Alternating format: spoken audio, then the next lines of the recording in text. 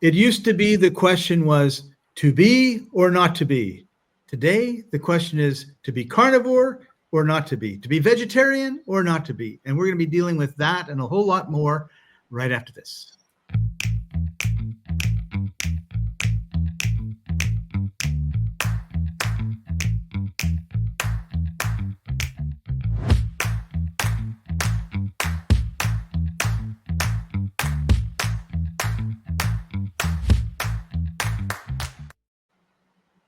Welcome, everybody. This is the Life Enthusiast Health Shots podcast, restoring vitality to you and the planet. I'm your host, Scott Patton. Joining us is health engineer Martin Pytela, as usual. Hey, Martin, how are you doing today? It's good. Thank you for the sweet title you gave me. Yes, let's work on helping people engineer life. The word doctor stands for teacher. And engineer is the one who builds. So I would like to be the teacher who helps you to engineer your own health. That's my picture in my head, because I want people, everyone who's listening, to be self-empowered, to actually know what to do and why. Awesome. The reason we're doing this special episode is because Layla asked a question. She said, I would love for you to do a talk and weigh in on the, quote, anti-vegetable lectin oxalates latest fad. Your thoughts, insights would be awesome. Carnivore to be or not to be. Right on. Martin, obviously, everybody is eating nothing but meat now, and they are the healthiest they've ever been in their life. So the answer is obvious: eat meat. True. And it's like this. Biological individuality rules. If your physiology is one that suffers from plants, then clearly not eating the plants will be the answer to have less suffering, right? And here's the thing. So some of us, for example, do badly on oxalates. What is an oxalate? Yeah, oxalic acid, it's a thingy. It's kind of related to vinegar if you want. But it's a thing, it's a chemical that is in plants, and the most rich of them is spinach. Oh, okay. And back in the old country, we would not eat raw spinach. Spinach was always stewed, simmered, and it was simmered with dairy, like cottage cheese. And the reason for that is that there's calcium in the cottage cheese, and the calcium reacts with the oxalic acid that's in the plant. It forms these calcium oxalate crystals that are no longer dissolving. So if you eat raw spinach, or if you drink spinach juice, your body's now working on it, and you will end up with this oxalic acid hitting you somewhere in the tissue, and it will make calcium oxalates, and it will get in your kidneys, and it will likely cause you kidney stones, or at least kidney pain or other unpleasantness, right? So raw spinach is more dangerous than cooked spinach when it's cooked with something calcium rich. And beyond that, before you move on to the next one, Martin, I just wanted to let you know something about Kenya, because I'm still in Africa. And one of the dishes, like if you get a Kenyan dish or a meal that is like a Kenyan meal, not someone that is cooking Italian food or whatever, it usually comes with a white blobby substitute for rice thing, potato thing, like it's a starchy thing, and you don't eat it by yourself. Like the first time I experienced it, the waitress said, I looked at the menu and I said, I don't know what this is. Bring me some. And she says, I can't just bring you that. You have to have something with it. And I go, what?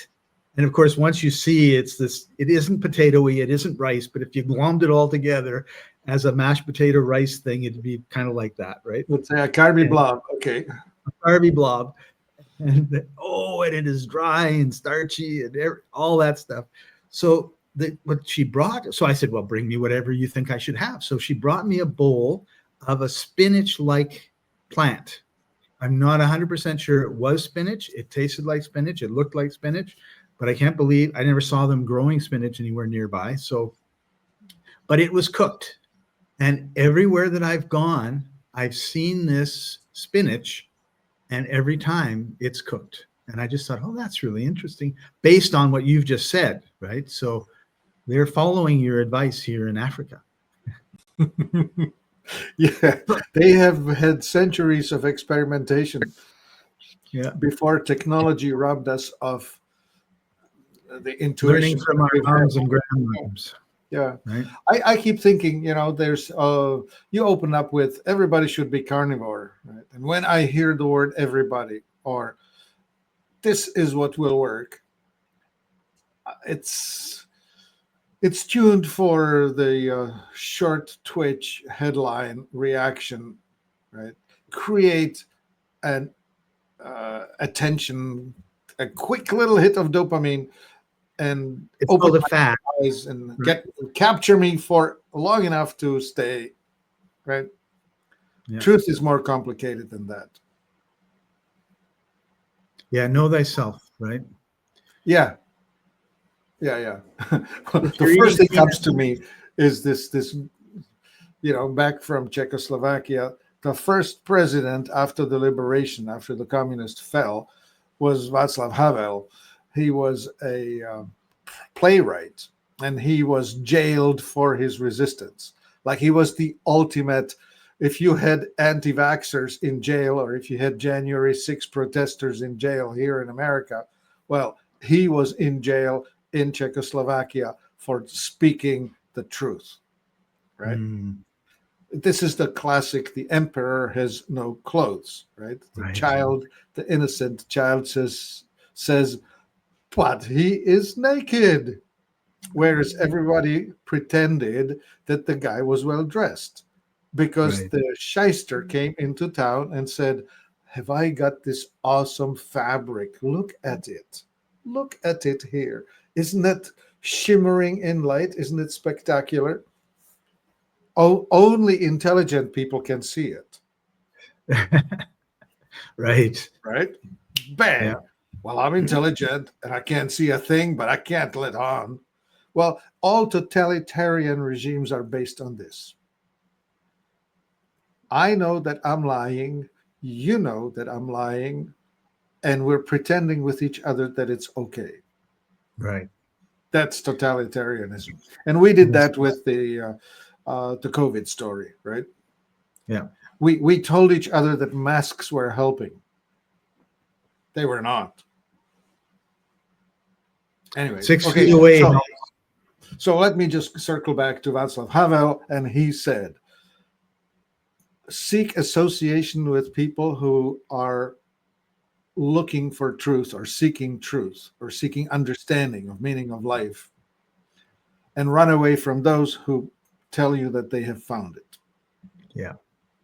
Good advice. Yeah, it's interesting that the pursuit is good, and the claim that it's this complex thing is understandable and packageable, and that you can hand it to you. And you can give it to somebody, you can give it to everybody, like the banana diet. Everybody eats 5 bananas a day, you're going to lose 20 pounds in a week. Like, right. Well, that's not going to ever happen. And that is the thing about biological individuality, where the thing I practice, metabolic typing, is showing you your specific interactions with the environment. So we started with, she said, well, what about salicylates? Well, so the answer is that some people have the equipment within that has them deal with salicylates more successfully than others.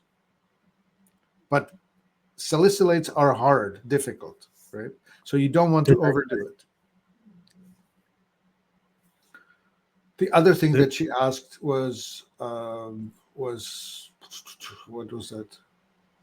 No, she said oxalates. That's why my head is hurting. She said oxalates, and oxalates are in spinach. And salicylates is the other ugly ones. And when you hear Dr. Gundry talk about plants making defense chemicals and putting them in and making you hurt when you eat it. That's what he's talking about. These are the type of chemicals. And that's not a lie, right? So, for example, some of us are really badly equipped for dealing with tree nuts, which would be almonds, filberts, I don't know, walnuts, and the likes. Some people just can't handle it. Foods that are high in salicylates, like, for example, dried apricot. And if you have a reaction, you'll be itchy. You'll have an allergic style reaction. You'll have skin crawly, itchy symptoms, for example. So some of us. How long after you eat something would you have a reaction? Yeah, and that's the other one. So this gets called immunoglobulin, IG, and then you have IgA, IgB, IgG, IgM, IgA, whatever. And they have different time scale. They have different time scale and response. And some of them you're reacting within seconds. And that's your shellfish reaction or your peanut butter reaction or whatever. Like you put it in and your throat is closing.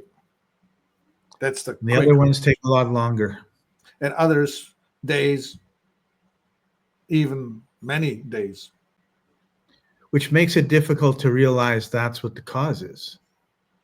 Right. Yeah. For example, typical reaction to wheat is 10 days. So if you have your Friday night pizza, you can say, I'm living gluten-free, but yes, I have pizza and beer on Fridays. Well, you're never free. You're never off. Yeah. So, Martin, the other one that she mentioned was lectins? Lectin, yeah. Lectins. Lectin is the chemical. I mentioned Dr. Gundry. That's the stuff he's talking about. A lectin is a class of chemicals that are specific to the plants with which they are telling you whether you will or will not do well. And it's tied to blood type. So eating for your blood type is not a nothing science. It's actually empirical. And in there they say, depending on your blood type, you will have a problem dealing with certain lectins and problem dealing with certain foods. So it does not really teach you what you should eat, but it will tell you what you're going to not do well with. Right. So, for example, blood type O's, I promise you, don't do well with grains and dairy. It's just not there. Blood type B's, which is the biblical tribes, Arabs and Jews, don't do well with pork and it made it into the Old Testament. Yeah, it was written, right? And then there are other exemptions. Like there's a long story, and Peter Diademo did a good job of writing it up in his book, and we have it included in the metabolic typing, where we tell you, if you tell us your blood type, we'll tell you what foods you should stay away from. Most of it is mushrooms, dairy, grains. Some people do badly with nightshades, which is eggplant, tomato, potato, bell pepper. They get knuckle or joint pain from that. Oh, okay. More than anything. Like if you have joint pain, keep away from those nightshade. Well, that could be one thing, right? Like you could be inflamed for other reasons, like that. Right. But the classic is give yourself a 30-day break from all nightshades and decide. See what happens. Did it calm down? The other is the chronic stiffness on rising, right? That's the signal that your body is inflamed throughout. Well, and I think you made a really good point. Like the only way you know is by abstaining for a certain period of time. You have to know how long a period of time it is. Like I haven't had a slice of bread for 3 days, and so it's not the bread that's causing my problem. Well, you just said it was 10 days to a month. So you need 10 days minimum on wheat. Right. Yeah. Yeah. And most people are like, oh, I haven't had it for today, haven't had it for 2 days, haven't had it for an hour. Can't be it. Yeah, where how that's come I'm really not healthy yet? Yeah. Yeah. right. So let's So shift over to the carnivore side. yeah, the carnivore side. That's an interesting one. So microbes that live in our guts can have a happy or unhappy reaction, and they will produce their output, right? The exhaust, so to speak, rather than the poop. When the microbe digests something, it transforms A to B. And interestingly, the foods we ingest are transformed. We don't necessarily absorb that which is ingested. We're actually absorbing that which has been pre-processed by these microbes living within us. Right. And they're responsible for making dopamine and serotonin and vitamin B12 and making iron available and making vitamins absorbable and so on. Like, it's all microbes. Anyway, fiber, as in oligosaccharides. So, saccharide, that's a name for sugar. And there are Right. 8 basic sugars, and they are either 5 or 6 carbons with little modifications. And they have names like sucrase, fructose, maltase. I forget all the names. Anyway, 8 sugars. They're the simple ones. And then starch. Starch are 3 long strings of glucose bound together. So when you eat starch, like from a potato, rice, wheat, that sort of thing, it gets digested and falls apart into straight glucose, which is straight energy. And glucose is that which we measure with glucometers. And if Yep. we have high glucose, we say, oh, diabetic. And what happens is if there's more glucose than what the cells can manage, then insulin is sent in to manage the level. And it brings it down. And what insulin does, it converts that through a couple of steps through triglycerides into lipid, into belly fat. So too much starch that your body cannot absorb is transformed into belly fat. But that's not this conversation. So we have the microbes. They like fiber. They like soluble and unsoluble or insoluble fiber, and it's known as oligosaccharides. And there are 8 types, and there would be like fructo-oligosaccharide. There are chitin and whatnot, and so there are saccharides, not saccharide, oligosaccharides that are specific, that feed certain types of microbes. So when you diminish the input of what we now group as prebiotics, the stuff that feeds the microbes, they go dormant. Shut it down. So no reaction. So when you go carnivore, you just put your microbe terrain to sleep. And Is that a all the good thing? noise that was giving you symptoms dies down, Oh. goes away. You put out the microbial noise. Could you say you put out the fire? Yeah, that goes with it. Yeah. Yeah. So if you have the right genetics and if you have the right mix of enzymes, you need enzymes.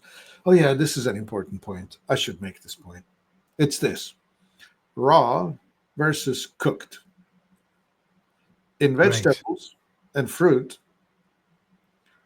are the natural enzymes. Actually, it's in meat too. The enzymes are what represents life, and they are the intermediaries that will support the digestion of the stuff that you bring in. So when you drink raw carrot juice or sprouted barley sprouts or anything that's raw that has not been cooked, it will be rich in enzymes. If you cook it, you denature the enzymes, you shut them down, and you have to compensate. So you should be taking a digestive enzyme with that. Right. So when you eat a lot of raw food, you are going to wake up this sleeping giant. You are going to spend less energy on food because the enzymes will support the digestion itself. Yeah. But if you cook all your food, there's no enzymes. They're gone.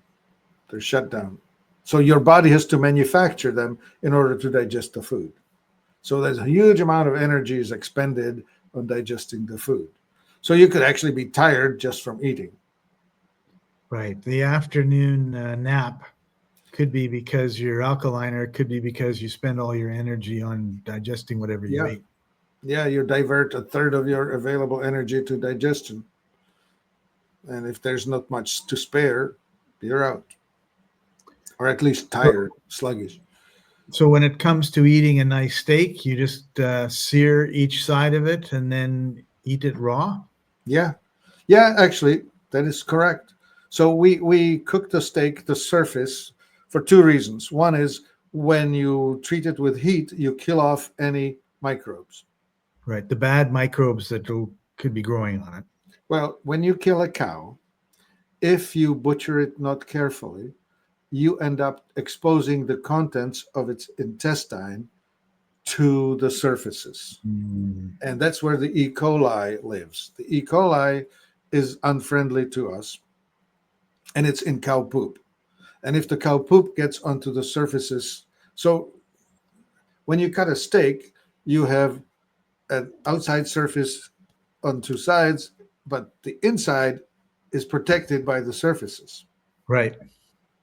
So you can eat steak raw, rare, whatever. However, if you mill it, if you grind it, if you turn it into hamburger, you have now turned all of the mass into open surface. Right. So you have to cook it all. It's not advisable to eat hamburger undercooked, unless you know who butchered the cow and Right. that he didn't break the gut and spill the cow manure inside of the process. And that's very rare. Well, yeah, if you do If your the guy own, goes and picks up some ground beef at the local store, has no clue what happened to it. yep, you don't know where it's been. So what happens to the enzymes in the hamburger meat if you cook it all and there's no rawness? They have become denatured. You now need to compensate. You want to take a pill, a capsule, with an enzyme that's going to have amylase for starches and protease for proteins and lipase for lipids and galactase for sugar galactans and blah, blah, blah. You want to buy a decent enzyme mix that's going to have all of the bits that are typically included in a meal and help you digest it. So, Martin, what would be a recommended enzyme from the Life Enthusiast store? So we have been partnering with the line called Allegheny. Mr. David Thropp is a really decent human being. He actually publishes what's in his enzymes rather than hiding behind some proprietary formula. And he offers a decent value. And he makes the HP, AL, and MF. And the MF is for people who are lactose intolerant.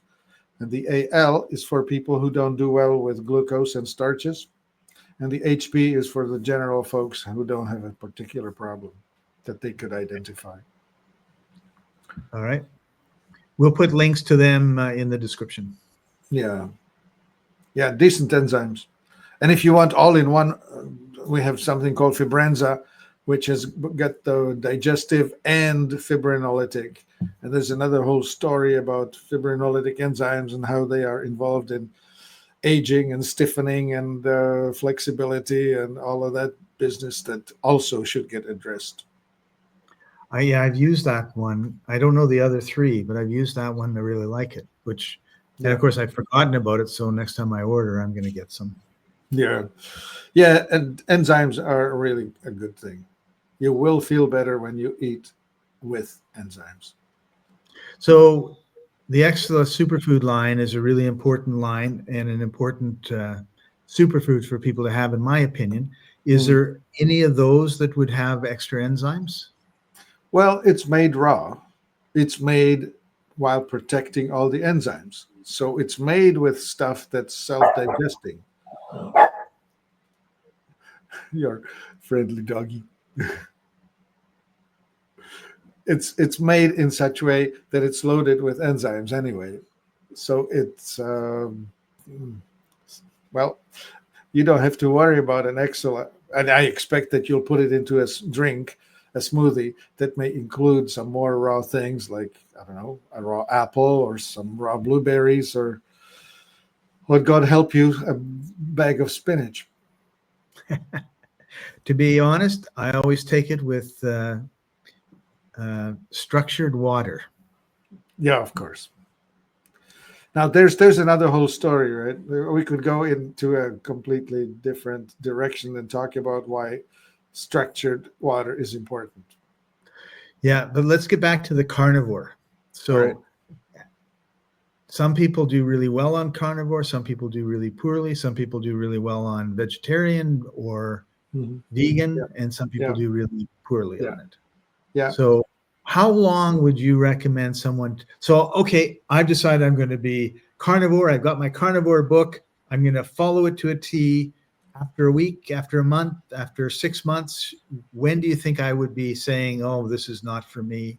Or this is like, I can't believe it. I dropped 20 pounds and I feel strong. And, or like, how would you evaluate?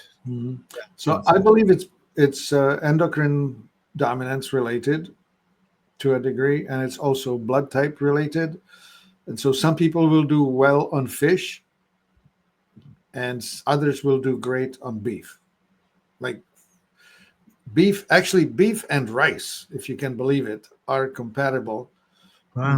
They're low in vitamin A. For some reason, many people have a problem in their liver with dealing with the retinoic acid and do really well on just beef. And like, for example, Jordan Peterson, you may have heard him talk about that. He'll eat steak for breakfast, steak for lunch, and steak for dinner. That's his thing. He doesn't give it a thought. That's what he does. The first person that I ever met who was on a carnivore diet was about 8 or 9 years ago in Colombia. And I was just amazed. I was staying in a penthouse suite, which had, I think, 7 rooms. And the owner was away, so he was looking after for the owner. And he would get a huge tray of chicken and do whatever he did, stick it in, and he'd cook it. And then he would have it, say, for lunch. And then he'd go into the fridge and he'd pull out a tray and he'd heat it up because yesterday he had made beef and that was his dinner. And then the next morning he'd pull out a tray of pork because they'd made that the day before the beef, and that was the end of the pork, and he'd have that for breakfast. And we just rotated through, and every time he made something, it lasted 3 meals. I was like, I never heard of this before. I'd never seen it before. Yeah. And he ate it with no salad, and he ate it with no potato or anything, just straight up. Yeah. Maybe a broccoli or something he stuck in there. I'm not 100% sure, but there really was, it was 90% meat for sure. Yeah. What goes well with this is raw egg and raw butter. That's unpasteurized, if you want to have another word for raw. And they work well. But, one of the biggest proponents of it, Jonas van der Planets, wrote books and whatever, and died a miserable cancer death later in life. So go figure, right? Right. So you need to look and evaluate how you're feeling, whether you're getting better or not, or getting worse, and then adjust. Yeah.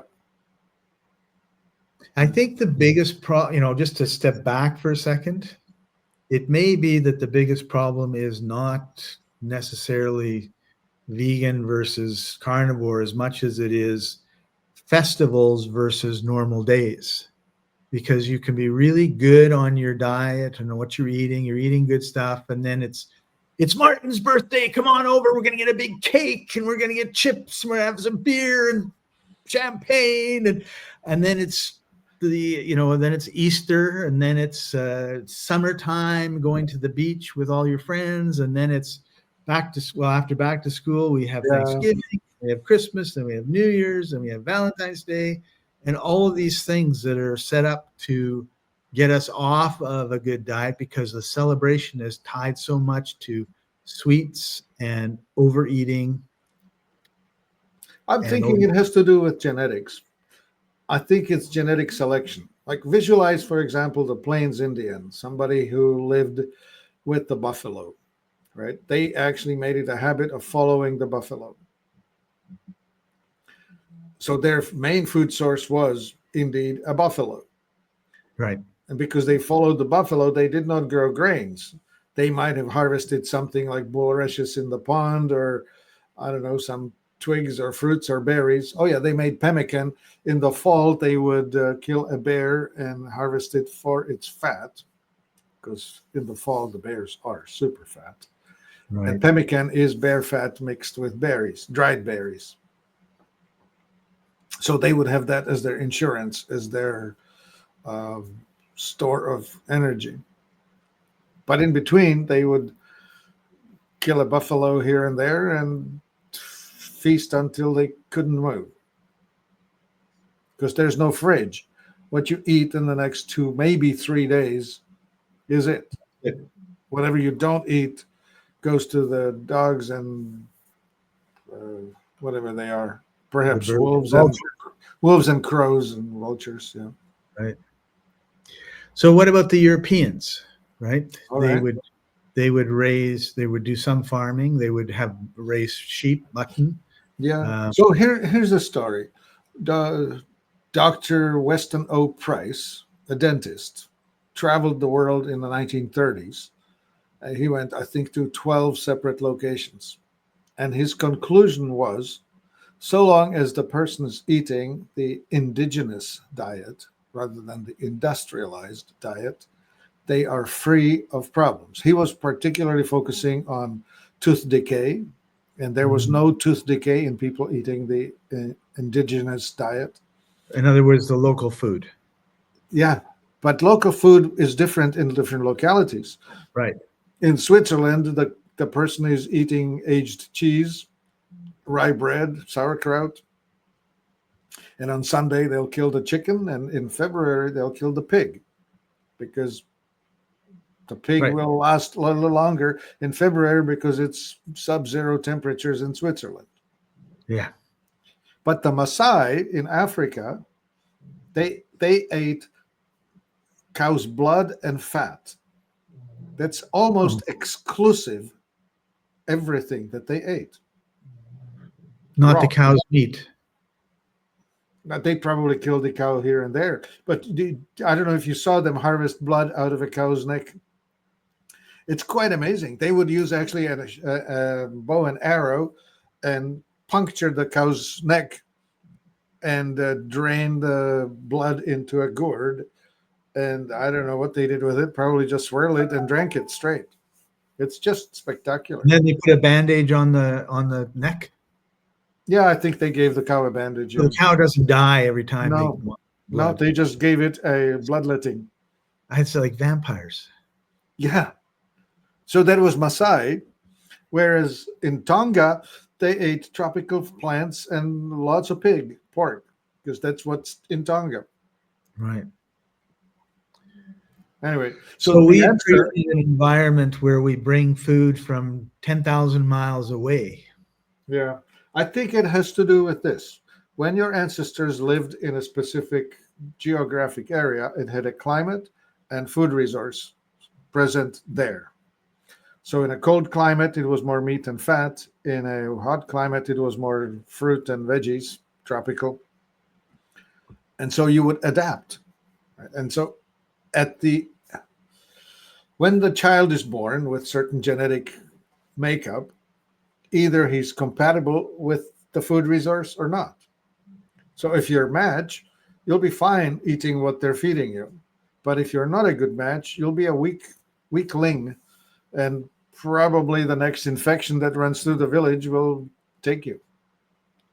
And that's how you got stronger and stronger genetics. Yeah, that's how. And so we're doing everything backwards. We're allowing only 2 children for the mother, and only the first 2 are allowed to live. because we nurtured them with all of their problems. Back when, Middle Ages, no contraception, the woman would give birth to 12, 14 in her life. But she might see only 4 of them grow up to adulthood, to reproductive age. Well, we solved a lot of the reasons why, a lot of the problems that caused that high death rate. So Yeah. that's Well, it was infections, malnutrition, bad, whatever. No refrigeration, so eating stuff that was bad, or bad water. Yeah. One of the best things that was ever invented was sewage, or taking ditches into pipes and not drinking water filled with poop. Yep. That separation was a really big thing. Yeah. So what do you recommend for somebody that's contemplating East Indian who has moved to New York? Eat East Indian. I got to resist the pizza. You got to resist. Well, there's not a huge difference between chapati and pizza, really, right? Yeah. So try and stick to your ethnic foods, and but that's here's the major problem: the industrial food processing, how we grow food on our fields, right? It's possible that we're not so much allergic to wheat as to the glyphosate that they put on it. Right. It's possible that the loss of mineral content of our food due to fertilizer use is responsible for our inherent weakness. I mean, today the broccoli only has 10% of the mineralization that it had 120 years ago. Right. And then 120 years ago, they said it had a lot less than it had 50 years prior. They were really upset 120 years ago about how bad the nutritional quality of the vegetables were. Yeah, the major piece of data came in 1937, which really is 83 years ago.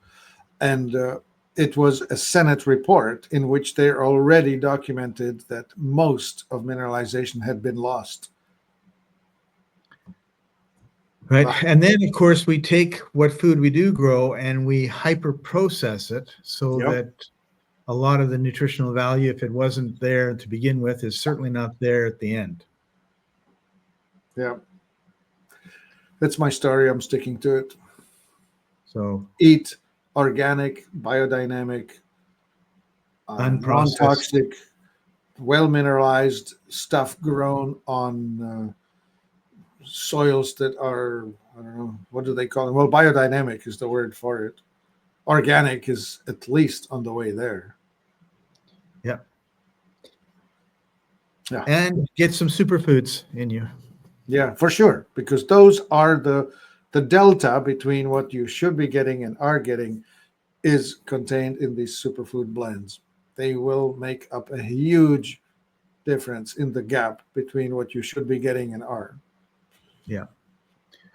All right. So we come to the end of our time together, Martin. Thank you for taking time out of your busy day to share this knowledge with everybody. Any last parting comments before we say goodbye? Run away from the people who claim to have found the truth. They are the most dangerous. Social media sucks. Before social media, there still were those types of people. They just used newspapers and magazines to get their word out. All right. Thanks for joining us, everybody. This is the Life Enthusiast Health Shot podcast, restoring vitality to you and the planet. And we'll see you next time. Bye-bye.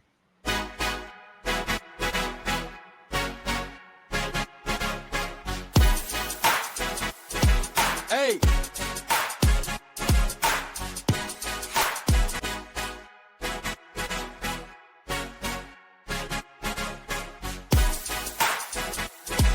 Hey.